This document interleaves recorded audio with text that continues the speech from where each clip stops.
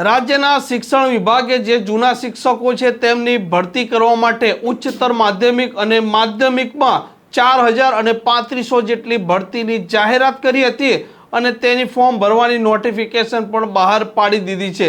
પરંતુ સરકારી ભરતી માટે જે ટેટ ટાટ પાસ ઉમેદવારો સતત વિરોધ કરી રહ્યા છે તેને લઈને આ ઉમેદવારો ફરી વખત મેદાને આવ્યા છે। નમસ્કાર, આપ જોઈ રહ્યા છો હોટલાઇન ન્યૂઝ। ગુજરાતમાં શિક્ષણની કેવી સ્થિતિ છે તેનાથી સૌ કોઈ લોકો વાકેફ છે।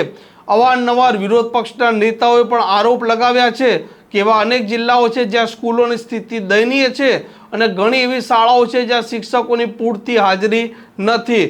થોડાક સમય પહેલા રાજ્યના શિક્ષણ વિભાગે એક જાહેરાત કરી હતી જેમાં જૂના શિક્ષકોની તે ઉચ્ચતર માધ્યમિક અને માધ્યમિકમાં ભરતી કરશે અને તેની ઓફિશિયલ નોટિફિકેશન પણ તેમણે બહાર પાડી દીધી છે।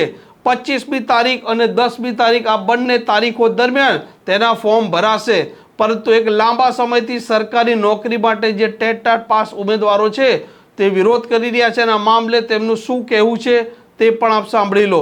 આપણે શિક્ષકની નિમિત્તે ગાંધીનગરના ચોકમાં હજારોની સંખ્યામાં આપણે ભેગા થયેલા, વિરોધ પ્રદર્શન કરેલો।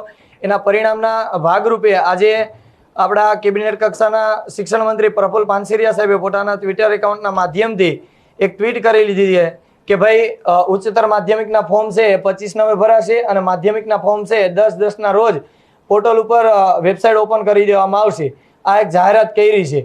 તો મારે તમને એ જણાવવું છે કે જો ભાઈ ગ્રાન્ટેડ શાળાઓની એ જાહેરાત કરી શકતા હોય તો સરકારી શાળાની જાહેરાત કેમ તમે નથી કરતા? અને ગત રોજના અમે શિક્ષણ મંત્રીને 5 ઉમેદવારો મળવા ગયેલા ત્યારે શિક્ષણ મંત્રીએ એવું કીધું હતું કે ભાઈ સરકારી શાળાના પણ આરઆર બનેલા છે, તો ગ્રાન્ટેડ શાળાઓની તમે જાહેરાત કરો છો કે ફોર્મ ભરીશું, તો સરકારી શાળાની તમે જાહેરાત શા માટે નથી કરતા?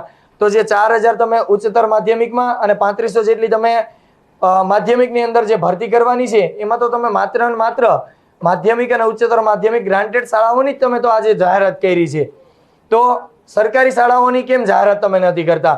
તો મીડિયાના મારફતે શિક્ષણ મંત્રી હોય કે મુખ્યમંત્રી હોય કે શિક્ષણ વિભાગ સાથે સંકળાયેલા કોઈ પણ અધિકારી હોય, અમારી એક જ અરજ છે કે ભાઈ તમે ગ્રાન્ટેડની જેવી રીતે પ્રોસેસ કરો તો સાથે સાથે સરકારી શાળાઓનું પણ તમે અમને જણાવો કે ભાઈ એની ફોર્મ ક્યારે ભરવામાં આવશે। બસ એટલી જ આશા રાખીએ છીએ કે સરકારીના પણ જે તમે જાહેરાત કરવી જોઈએ કરી આપો।